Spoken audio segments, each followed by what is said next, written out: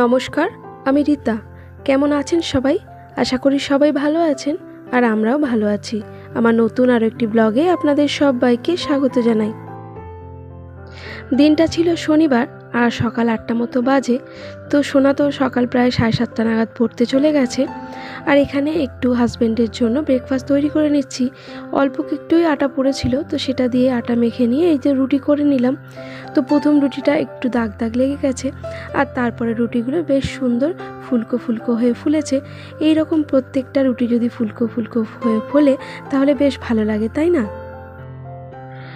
আগে রুটি খাওয়ার জন্য বেশিরভাগ আলু চচ্চড়িটাই করতাম, তবে বেশ কিছুদিন ধরে সেটা প্রায় বন্ধ হয়ে গেছে।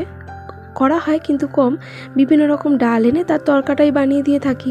বেশিরভাগ আমরা মটর ডালটাই দিয়েই তরকা বানাই, তার সঙ্গে একটু গাজর, ক্যাপসিকাম যেমন যা সবজি থাকে সেটা দিয়েই বানিয়ে দিই। আর এটা খেতেও বেশ ভালো লাগে। আর সবশেষে একটু তরকা মশলা অ্যাড করে দিই। আর এই তরকার ডালটা গতকালেরই বানানো ছিল, তো খাওয়ার আগে একটু গরম করে দিলাম। যখন খেতে দেবো তখন বলবে যে সবটাই একদম গরম গরম দিয়েছো, কি করে খাই? অথচ গরম না দিলে তাতেও বলবে যে ঠান্ডা ঠান্ডা ভালো লাগছে না। কোন দিকে যাই বলুন তো? একেবারে উভয় সংকট, তাই না? আর এই তো গরম গরম ব্রেকফাস্টটা হাজব্যান্ডের হাতে ধরিয়ে দিলাম, আর খেয়ে নিয়ে সেই তো কাজেও বেরিয়ে পড়লো। সকাল থেকে সংসারের বাসি কাজকর্ম সেরকম কিছুই সারিনি, শুধুমাত্র বিছানাটা গুছিয়ে একটু ঘরটা ঝাড় দিয়েছি। আর এখানে গাদা বাসন পড়ে আছে, তো সেগুলো তো মেজে নেব। তার আগে এখন প্রায় 9টা বেজে গেছে, তো ভাতটা বসিয়ে দিচ্ছি, কারণ সোনার আজকে স্কুল আছে। পড়ে এসে স্নান টান করে খেয়ে দিয়ে আবার সে স্কুলে বেরিয়ে পড়বে, তো সেই কারণে চটজলদি এখন ভাতটা বসিয়ে দেবো। আর ভাত বসাতে গিয়ে দেখি চালটা ঘরে বাড়ন্ত, মাত্র 2 কাপ মতো চাল ছিল। আগে তো বস্তায় করেই আনা হতো, তবে অনেক দিন যাবত আর বস্তা করে আনা হচ্ছে না। যখন যেমন রোজগার হয় সেরকম অনুযায়ী কখনো 2 কেজি কখনো 5 কেজি এরকম নিয়ে আসে।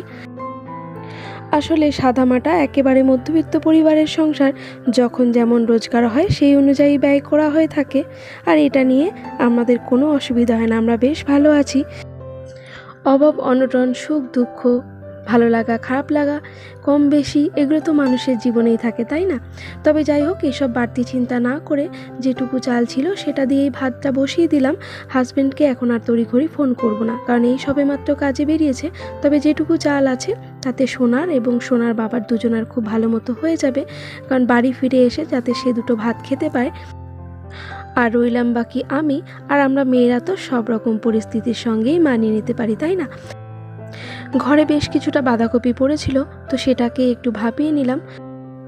আর এদিকে আপনাদের সঙ্গে গল্প করতে করতে সোনা তো চলে এসেছে, তাকে বলেছি তাড়াতাড়ি বই গুছিয়ে নিয়ে স্নানটা সেরে আসতে।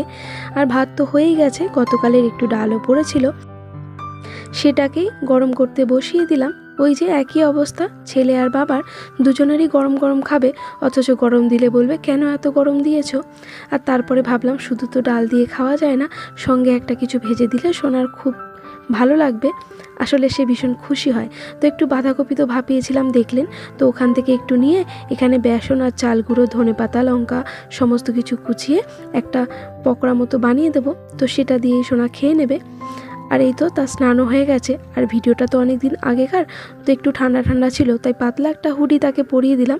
আর এখানে সমস্ত কিছু কুচিয়ে নিয়ে আর এখান থেকে একটু সেদ্ধ করা বাঁধাকপি তুলে নিলাম। তো এটা দিয়ে সোনাকে কয়েকটা বাঁধাকপির পকোড়া বানিয়ে দেবো। আর এই সময়টা না খুবই বাজে, শীত যাচ্ছে আর গরম পড়ছে। এই সময়টা হাতে পায়ে এত টান ধরে স্নান করার পর যে মুখে কিছু একটা ক্রিম না মাখলে একেবারেই চলে না। আর সোনা তো এইসব না বললে কিছুই করবে না, তাই আমাকে এখনও করিয়ে দিতে হয়। আর এই তো আপনাদের সঙ্গে গল্প করতে করতে ব্যাটারটা খুব সুন্দরভাবে মাখা হয়ে গেছে। আর এখানে টপাটপ কয়েকটা পকোড়া ছেড়ে দিলাম। আর তারই মধ্যে তাকে বলেছি তুমি এখানে আসন পেতে বসো। আর আমি এখানে আমাদের মায়ের কিছু ভজন চালিয়ে দিয়েছি, যেটা শুনতে শুনতে আমি এখন কাজগুলো করে নেব।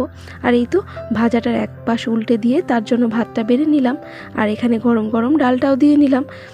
মেখে রাখলে ভাতটাও একটু ঠান্ডা হয়ে যাবে, তার খেতেও সুবিধা হবে। বেশ কয়েকটা পকোড়া ভেজে নিয়ে তার পাতে তুলে দিলাম। আর আমি তো বরাবরের জন্যই বেশিরভাগ মুড়িটাই খেয়ে থাকি সকালের টিফিনে। আর এই তো সোনা খেয়ে নিয়ে স্কুলে বেরিয়ে গেলে তারপর আমিও একটু টিফিন করে নেব। তারপরে তো এখনও প্রচুর কাজ পড়ে আছে। সোনা তো বেরিয়ে গেছে, তারপর অনেক কিছু কাজ সেরেছি। যে বাইরে বাসনগুলো পড়েছিল সেগুলো তো মেজেছি, তাছাড়াও অন্যান্য আরও অনেক কাজ সেরেছি যেগুলো আর শ্যুট করতে পারিনি। তো দেখতে দেখতে বেলা প্রায় 12টার কাছাকাছি হয়ে গেছে, কিন্তু আমার আর খাওয়া কিছুই হয়নি। যখন খুব বেশি আমার খিদে পেয়ে যায় আমি কি করি জানেন, হয় যদি ঘরে বিস্কুট থাকে তাহলে একটা জল বিস্কুট হয়তো খেয়ে নিলাম, কিংবা একটু চিনি মুখে নিয়ে 1 গ্লাস জল খেয়ে নিলাম, তাহলে সেই সময়ের মতো খিদেটা একটু দমে যায়। এরকম করে করে অনেক সময় অন্যান্য কাজ সেরে ফেলি, যদিও এটা করা উচিত নয়, কিন্তু যাই হোক করতে হয়। আর তারপরে এই তো দেখলাম ঘরে পাউরুটি ছিল, তাই আর মুড়ি খেলাম না, তো পাউরুটিটা দিয়ে একটু টোস্ট বানাচ্ছিলাম। আর তারই মধ্যে হাজব্যান্ড চলে এসেছে, তো সে বললো দাও আমি বানিয়ে দিই। তো ওখান থেকে হাজব্যান্ডও খেয়েছে একটা, আর আমিও 2টো খেয়েছি। আর তারপরে নিজের জন্য একটু চাও বানিয়ে নেব। তো ভাবলাম এটা খেতে খেতে একটা রান্না বসিয়ে দিই, শুধু শুধু বেকার বেকার কেন সময়টা নষ্ট করব, কারণ হাজব্যান্ডের খেয়ে দিয়ে আবার একটু বেরোনোর আছে কোথাও কাজে। তো এই তো তার মাছটা ভাজাই ছিল, তো ভাবলাম এটা একটু ঝাল বানিয়ে নিই, কারণ বেশি পরিমাণে একটু মাছ এনেছিল, গতকাল ঝোল করেছি, তবে সোনা ঝোলের চাইতে ঝালটাই খেতে বেশি পছন্দ করে, তাই আজকে একটু ঝাল বানিয়ে নিলাম। কারণ আজকে তো শনিবার, আর সোনা বাড়ি ফিরে আসবে প্রায় 2টোর মধ্যে। তো এই তো মাছের ঝালটা বানিয়ে নিয়ে আমি একটু এখন নিশ্চিন্তে খেতে বসেছি। তবে উনুনে কিন্তু কিছু একটা অবশ্যই চাপানোই আছে, যাতে আমার সময়টা নষ্ট না হয়।